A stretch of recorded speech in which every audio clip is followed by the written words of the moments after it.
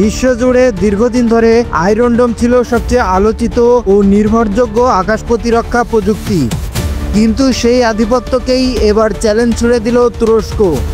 দেশটির সামরিক গবেষণা সংস্থা এবং প্রতিরক্ষা প্রযুক্তি নির্মাতারা যৌথভাবে তৈরি করেছেন একটি নতুন আকাশ প্রতিরক্ষা ব্যবস্থা, যা শুধু ড্রোন নয়, হাইপারসনিক মিসাইল ও যুদ্ধবিমানের বিরুদ্ধে কার্যকর।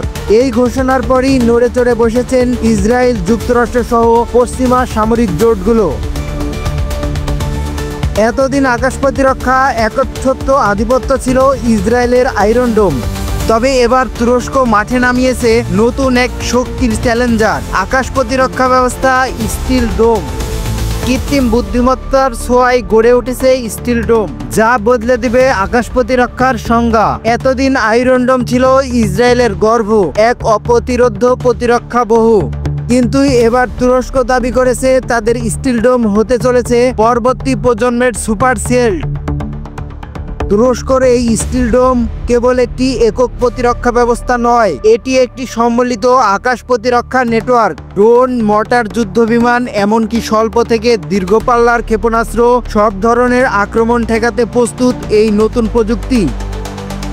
স্টিল ডোম এমন একটি প্ল্যাটফর্ম যেখানে দেশীয় সেন্সর ও প্রতিরক্ষা ইউনিট এগুলোকে একত্রিত করে তৈরি করা হয়েছে একটি অভেদ্য ডাল, যেখানে ইসরায়েলের আয়রন ডোম মূলত স্বল্প পাল্লার রকেট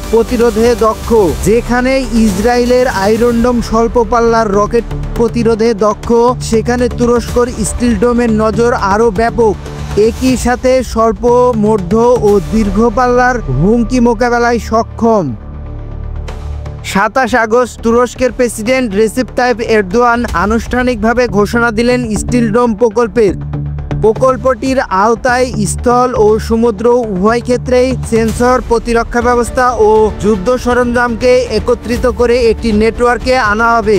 বিশ্ব রাজনীতিতে এই ঘোষণার পরই প্রভাব পড়তে শুরু করেছে ইতিমধ্যেই, কারণ আকাশ প্রতিরক্ষার রং পাল্টে যাচ্ছে এবং এর কেন্দ্রে রয়েছে এখন তুরস্ক। আধুনিক প্রযুক্তি আর কৃত্রিম বুদ্ধিমত্তার সমন্বয়ে এই প্রতিরোধ ছাদ স্টিল ডোম যেন এক অতি মানবীয় গর্ব, যা তুরস্কের আকাশকে করবে অজেয়।